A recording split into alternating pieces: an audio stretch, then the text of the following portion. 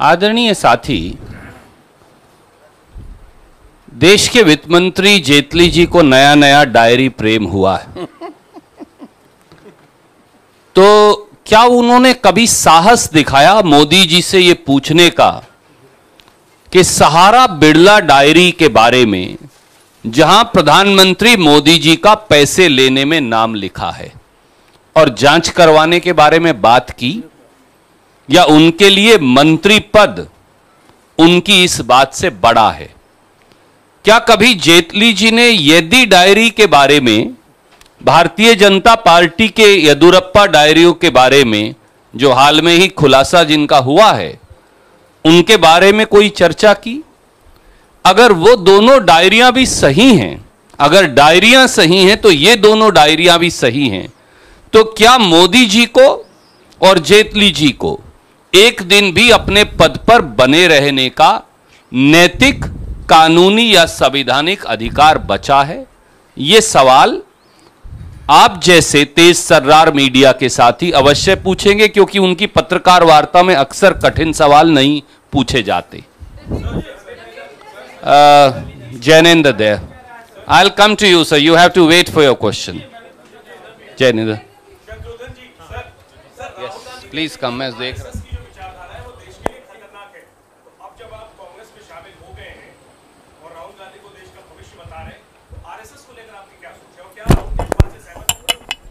Sorry, माफी चाहता हूं। देखिए, आप पहली बार, आज पहला प्रेस कॉन्फ्रेंस साक्षात्कार है। अब आप इतना वो खतरनाक बताते हैं, वो कहाँ कांग्रेस के मुखिया हैं, कांग्रेस के अध्यक्ष हैं। आप उनकी बातों को गहराई से लें, उनकी बातों को समझें। वो जो कह रहे हैं कि वो अध्यक्ष के हैसियत से कह रहे हैं। मैं अभी ताज़ा स्थापना दिवस, और दूसरी बात, मैं कभी आरएसएस का सदस्य नहीं रहा हूँ। मेरी आपको भी जानकारी होगी। मेरे हो सकता है कुछ लोग शायद मुझसे इसलिए भी चिड़े हुए हों कि मैं आरएसएस के जरिए नहीं आया, जैसे यशवंत सिन्हा जी नहीं आए, जैसे अरुण शौरी जी नहीं आए। तो हम लोग तो आरएसएस से नहीं है, हम लोग तो उतरे या उतारे गए अपने संघर्ष के आधार पे। इसलिए मुझसे यह सवाल करना ठीक नहीं होगा। No, you have to wait. No, you can't just violate the discipline like this.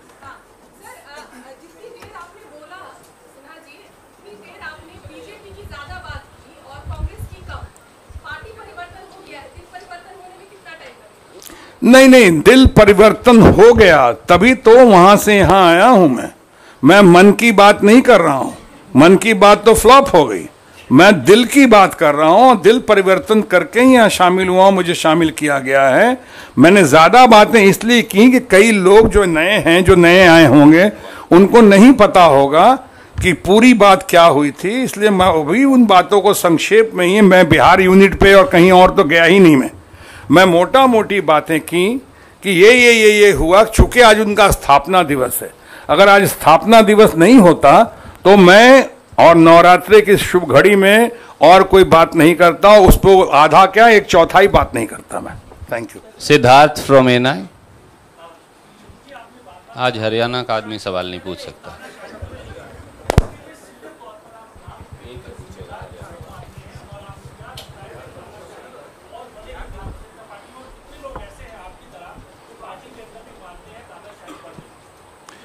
आपने देखा है, आपने महसूस किया, कई लोगों के नाम लिए जो तानाशाही से, लोकशाही से तानाशाही के जो शिकार हुए, उनके ऊपर क्या गुजरी है और क्या गुजर रही है, क्या हुआ। मैंने डॉक्टर मुरली मनोहर जोशी जी से लेकर सबका नाम लिया हमने, और अपना यशवंत सिंह का, अरुण शौरी, सबका नाम लिया, और बहुत सारे होंगे, सुमित्रा महाजन जी का भी लिया। इसलिए जिम्मेदार कौन है तो मैं कहता ही हूं कि ताली कप्तान को तो गाली भी कप्तान को। जो मुखिया है वही जिम्मेदार होगा ना। मैं दूसरों को थोड़ी ढूंढूंगा उनका सहायक कौन है कौन है। जो one man show and two man army कहता हूं, वही जिम्मेदार है। उन्हीं की वजह से हो रहा है, और भगवान करे कि आगे ऐसा ना हो, क्योंकि बहुत कठिन परिस्थिति से वो गुजर रहे हैं। अभी ये सारी बातें एक्सपोज हो रही हैं, जनता की आंखें खुल रही हैं, और कई जगह तो खुल चुकी हैं। रिजल्ट सामने आ चुका है। आपने देखा है कि भी बहुत ईवीएम्स के बावजूद लोग कहते हैं कि छत्तीसगढ़, मध्य प्रदेश, राजस्थान, हमारे अपने राहुल गांधी 1 साल के अंदर प्रेसिडेंट बनने के, उन्होंने 3 जगह जो करके दिखा दिया, तो उनको कहा जा सकता है कि Rahul Gandhi tried, tested and successful Rahul Gandhi. इन्होंने दिखाया, तो इससे राइटिंग ऑन द वॉल हर जगह आ रही है। आपका ब्लफ जो है लोग समझ रहे हैं। आप किसानों की बातें करें, नौजवानों की बातें करें, बेरोजगारों की बातें करें, प्रोमिसेस करें, खोखले प्रोमिस करें। मैं इस पर भी लड़ाई होती थी, कह के ख़त्म करता हूँ। जब राहुल गांधी जी और आप लोग कांग्रेस परिवार कुछ कहती थी, तो उनको कहा उन्होंने कि सब ढकोसला है। इतना बढ़िया प्रपोजल, इतना बढ़िया, शायद दुनिया के इतिहास में, तो मैंने कह सकता हूँ भारत के इतिहास में शायद न्याय योजना, जिसमें कि 12,000 यानी मिनिमम गारंटी इनकम प्रोग्राम दिया, मनरेगा को इतना और मजबूत कर दिया, चमका दिया। उसके बावजूद आप कहते हैं, आपकी जुर्रत है कि आप कहते हैं कि ढकोसला है। आप जो करें, जितने वायदे कर रहे हैं, वो सब रासलीला है, और ये जो करें, हम जो करें, अब वो खोखला है और ढकोसला है, यानी करेक्टर ढीला है। आप करें रासलीला, हम करें करेक्टर ढीला, ये नहीं चलेगा। यही समझाने की कोशिश करते थे। तभी हमने कहा, जब नाश मनुष्य पे छाता है, पहले विवेक मर जाता है। बहुत बहुत शुक्रिया, धन्यवाद। Thank you sir, thank you. रुकना यहाँ पे, पूछो ना इसे।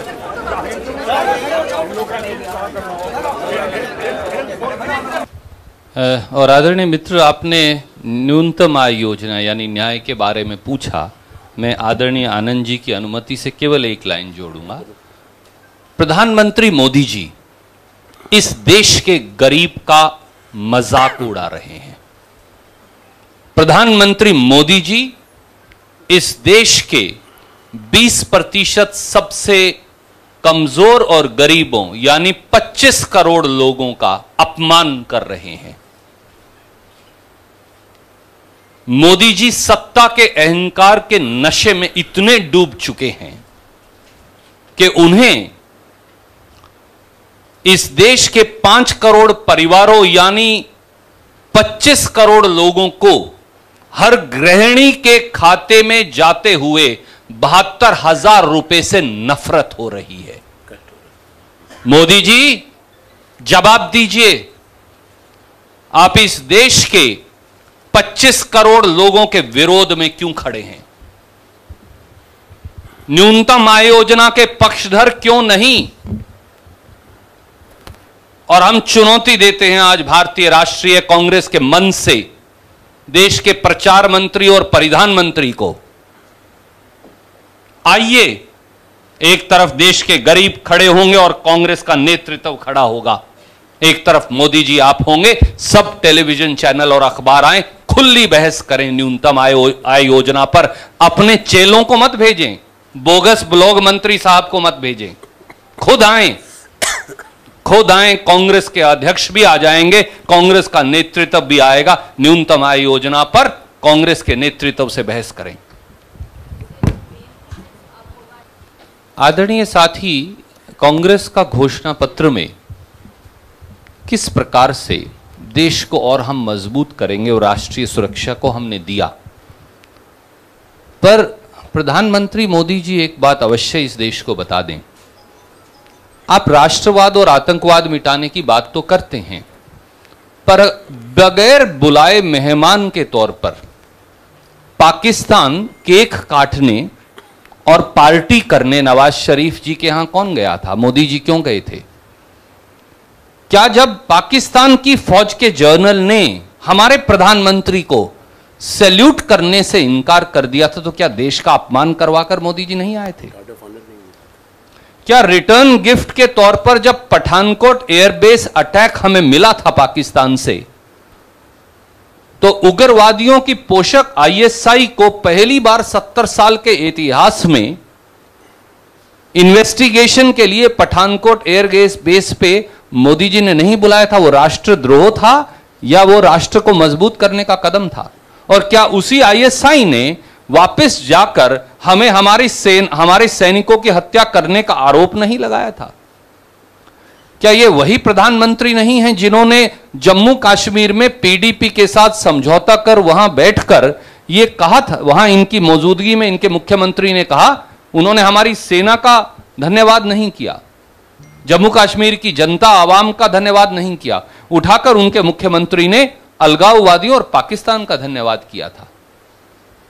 ये वही प्रधानमंत्री हैं जिनके शासन में 5000 से अधिक बार पाकिस्तान ने सीमा का उल्लंघन किया और लगभग 500 हमारे सैनिक शहीद हो गए अकेले जम्मू कश्मीर में, और 300 के करीब नागरिकों की जान गई, जो ऐसा कभी नहीं हुआ। इसलिए हमें राष्ट्रवाद का पाठ पढ़ाने से पहले अपने गिरेबां में अवश्य झांक लें। एक मिनट, मुझे सिर्फ एक चीज इसमें जोड़नी है।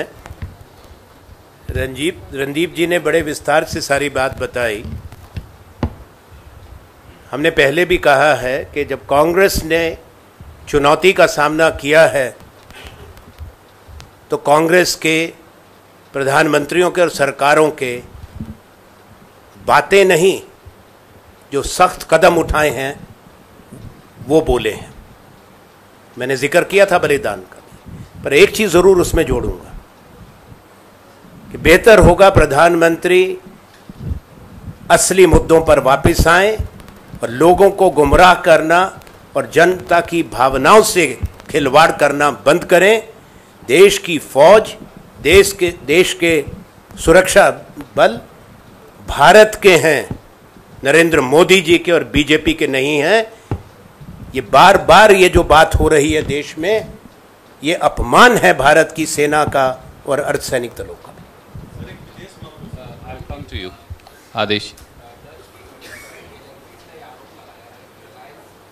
नहीं, इसमें मत जाओ, नहीं हम किसमें ना पढ़ो। Can I take it separately? आज क्योंकि हमारे घोषणा पत्र और कैंपेन के बाद कैंपेन लॉन्च का दिन है, मैं केवल आपको इतना कहूंगा, आज ये एक बहुत गंभीर विषय है और प्रधानमंत्री और सरकार को इस पर वक्तव्य देना चाहिए। भारतीय जनता पार्टी ने 30,000 25,000 करोड़ का खर्च किया और सत्ता हथियाई। उसकी कीमत किसने अदा की? 3.5 लाख करोड़ अगर 25 लोगों का कर्ज माफ हुआ, 1 लाख करोड़ अगर नीरव मोदी, विजय माल्या, मेहुल चौकसी लेकर भाग गए, मुझे शुक्ला जी ने यह कहा, तो यह कीमत इस देश को अदा करनी पड़ी। तो कांग्रेस पैसे की लड़ाई नहीं, जैसा आपने कहा, सत्य और न्याय की लड़ाई लड़ रही है। अन्याय, भ्रष्टाचार, विभाजन और नफरत का खात्मा हो और एक नए सूर्य का उदय हो जो सत्य और न्याय पर टिका हो। इसलिए हमारे कैंपेन में दिल जीतने की लड़ाई है, पैसा खर्चने की नहीं, क्योंकि जिनके पास भ्रष्टाचार का पैसा है हम उनका मुकाबला न करने वाले हैं न करेंगे। इसलिए हमारा कैंपेन साधारण है, इस देश की आत्मा से जुड़ा हुआ।